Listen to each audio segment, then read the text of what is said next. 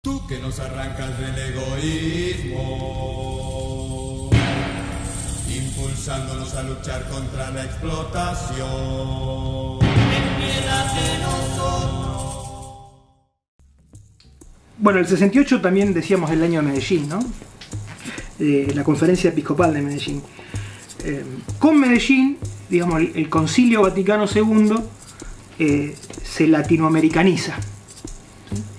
¿Qué fue el Concilio Vaticano II? Bueno, fue un concilio al que convocó el Papa Juan XXIII y que propuso rever un montón de cuestiones vinculadas al dogma eclesiástico, pero también a la práctica, ¿no? y al vínculo que la Iglesia tenía con la sociedad. A la distancia uno lo que puede percibir es que las propuestas del Concilio Vaticano II eran bastante moderadas, para nada eran revolucionarias. Lo que ocurre es que primero el concilio es como que abre una ventana, ¿no? Y esa ventana hace que entre muchísimo viento y ese viento genera una renovación que tiene efectos impensados inicialmente en América Latina. Uno puede decir, bueno, el Concilio Vaticano II propone, entre otras cosas, que toda persona tiene derecho a un trabajo digno y a un sueldo digno. Parece como algo muy básico, pero en América Latina ya decir sueldo y digno era como mucho. En la década del 60 y bueno, lamentablemente ahora también. Es decir, esas propuestas que podían aparecer como propuestas muy moderadas, para el contexto latinoamericano, digamos, en la traducción latinoamericana, ¿no?, que hacen los religiosos y los laicos cristianos, lo que termina siendo revolucionario. Entonces, primero el concilio, entonces, que termina en el 65, y ahí, poco después de que termina el concilio, cae Camilo Torres en combate, un cura, sociólogo y guerrillero, que se convierte en un emblema muy rápidamente, ¿no? Y ahí, cerquita, en el 68, Medellín.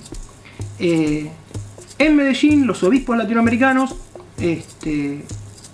lo que hacen es asumir una opción por los pobres. La Iglesia, y esa opción por los pobres lo que hace, digamos, básicamente es poner en contacto a la Iglesia, a los religiosos, pero también a los laicos, a los laicos cristianos, los y las laicas cristianos y cristianas, en contacto directo con la realidad de las clases populares. La Iglesia venía siendo bastante entrópica, como después fue, años posteriores y como había sido antes, ¿no? En ese momento la Iglesia sale de ese cascarón y establece contacto con los sectores populares y con los procesos históricos en los que están insertos los sectores populares, ¿verdad? Y ahí es donde empieza este proceso de radicalización política del cristianismo. El cristianismo comienza a dialogar con otras tradiciones que consideraba heréticas, como el marxismo, por ejemplo. Hay un diálogo muy interesante en todo el mundo, pero particularmente en América Latina y en la Argentina, entre cristianismo y marxismo. Esto en la Argentina se pueden ver los orígenes, si se quiere, de este diálogo en la experiencia de la revista Cristianismo y Revolución, que es anterior al 68, ¿verdad?, dirigida por García Lorrio. Todo ese proceso, digamos, va a tener como, digamos, una expresión netamente local, netamente argentina.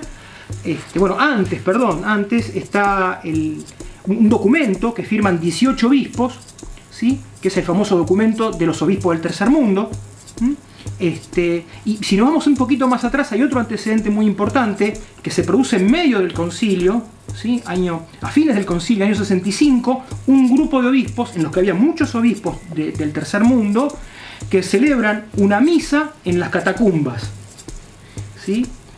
Son obispos del Tercer Mundo que están en Roma y que hacen una misa en las catacumbas, con todo el simbolismo que eso tiene, ¿no? De volver a las catacumbas, de volver al cristianismo primitivo, ¿sí? Un poco Medellín representa eso, ¿verdad? Entonces, si sumamos todo eso, claramente eso desemboca en la conformación del movimiento de sacerdotes del Tercer Mundo, que, como decías vos bien antes, en realidad es del 68, aunque su acta fundacional es del 31 de diciembre del año 67.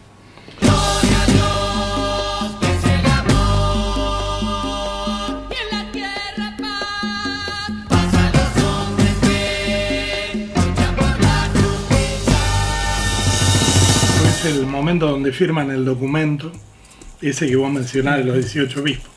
31 de enero del 67 están adhiriendo al documento y están juntando las firmas. De diciembre. Están juntando las firmas de 300 y pico de sacerdotes. Pensaba que también en esa cuestión, ¿no? Vos mencionabas Cristianismo Revolución.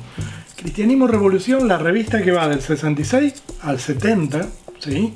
Hace todo ese recorrido. La revista vos ves, además de un proceso de radicalización del cristianismo, el vínculo complejo de esa radicalización con la lucha armada y con las organizaciones armadas que van haciendo. De hecho, Cristianismo Revolución va a terminar siendo una revista donde las organizaciones armadas son entrevistadas, publican sus documentos, es decir, donde hay toda una relación.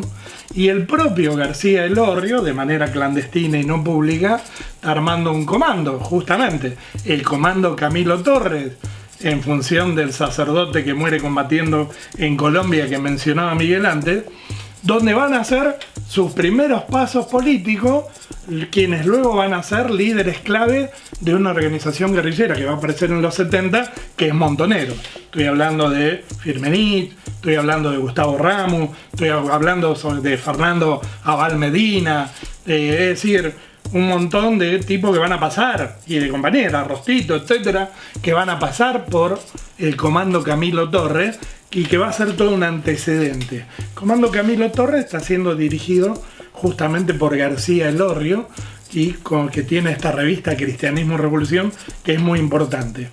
Hay toda una discusión. Digo, Movimiento de Sacerdotes del Tercer Mundo en ningún momento públicamente adhiere a la lucha armada, pero sí interpreta algo que es un axioma en los 60, y es que la violencia política en el mundo y en la Argentina no es producto de las clases populares y de quienes resisten, sino que es producto de lo que se llama la violencia de arriba. Por lo tanto, cuando las clases populares ejercen violencia, en realidad están reaccionando frente a las injusticias y a la violencia de arriba. En ese sentido, la valoración de la violencia política que hace el movimiento de sacerdotes del Tercer Mundo es profundamente diferente. Esto no quiere decir que la mayoría de los sacerdotes que participan vayan a adherir a las organizaciones armadas, porque eso no es cierto, aunque hay algunos casos que sí, pero no son la mayoría. Creo que la posición mayoritaria la retrata Mujica. No estoy dispuesto a matar por lo que pienso, pero sí estoy dispuesto a que me maten por lo que creo y por lo que pienso. Creo que esa es una postura que sintetiza la de la mayoría de los sacerdotes. Y ahí hay otra cuestión que aparece con mucha fuerza. La opción preferencial por los más pobres, que es todo un antecedente que va a recoger la teología de liberación con Gustavo Gutiérrez cuando se condense como teología. La idea de que la iglesia tiene que optar, y en el conflicto no puede tomar a todas las clases sociales indistintamente, tiene que optar por los más explotados, por los sumergidos, por los humillados, y dar testimonio de fe cristiana militando para transformar las estructuras de injusticia en los lugares donde hay mayor grado de explotación. Por eso hay que abrir y realizar misa y abrir iglesia en las villas miserias, en los lugares donde están los obreros del tabaco, en los lugares donde están los hacheros santiagueños. Digo, como lugares concretos donde sacerdotes del tercer mundo van a empezar a llevar adelante su prédica evangélica, van a empezar a llevar adelante movilizaciones y se van a hacer eco justamente de esos pobres urbanos y rurales que no están muy contemplados en las viejas tradiciones revolucionarias y que aparecen con muchísimo ímpetu en América Latina. Cristianismo radicalizado también está empalmando con eso, y se está armando un cóctel muy complejo, se ve muy claro en la revista, de peronismo y revaloración del peronismo, socialismo, lucha armada y radicalización del cristianismo. Que es un cóctel que hoy puede parecer muy extraño, pero es claramente lo que está convergiendo en la década del 60. De hecho, hay una tensión en el movimiento de sacerdotes del tercer mundo, porque muchos de ellos van a adherir al peronismo, incluso en algunos casos desde una lectura bastante crítica del fenómeno del peronismo, y otros no. Y por lo tanto, cuando el peronismo retorna al gobierno en el 73, el periplo del movimiento sacerdote del tercer mundo finaliza porque las tensiones, contradicciones en su interior impiden que todo ese núcleo de sacerdote, monja, etcétera, permanezcan juntos. También hay que decir que la actitud de la Iglesia como institución, ¿no? Fue de persecución, ¿no? Con la excepción de 3 o 4 obispos, no mucho más que eso, o sea, Angelelli, Devoto antes, y después, bueno, años más tarde Gesaine o Derevar, digo, son esos y no son más. Generalmente los obispos se dedicaron a perseguir el movimiento de sacerdotes del tercer mundo, ¿verdad? Y también decir que después, digo, de los 70, ¿no? Claramente, la Iglesia vuelve sobre sus pasos, ¿verdad? Y yo creo que asume una actitud que es abiertamente preconciliar, digamos, ¿no?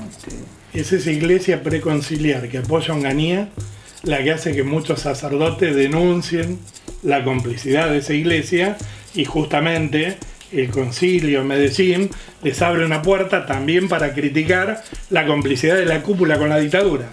Consiguen un proceso de apertura relativo, y el marco de la lucha social es probablemente lo que genera mayor nivel de apertura, y hay una reacción devastadora, una reacción de la cúpula de la iglesia y de sus corrientes mayoritarias contra ese proceso de renovación en los 70, que culmina con la última dictadura, claramente. Los teólogos de la liberación dicen que hay como dos grandes corrientes dentro del cristianismo, ¿no? Dicen que una es la corriente profética y la otra es la sacerdotal, digamos. La profética es la que está emparentada a este movimiento de cristianismo revolucionario, ¿verdad?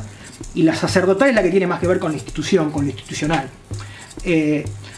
También me parece que una de las cosas que marca el 68, no en la Argentina, sino a nivel mundial, es una crítica a todas las instituciones, ¿no? Hay una crítica a la institución partido, una crítica a la institución iglesia, una crítica a la institución sindicato, y una propuesta de generar nuevas instituciones con otras lógicas, básicamente lógicas horizontales, ¿no? Una crítica al verticalismo, con una crítica a las viejas jerarquías.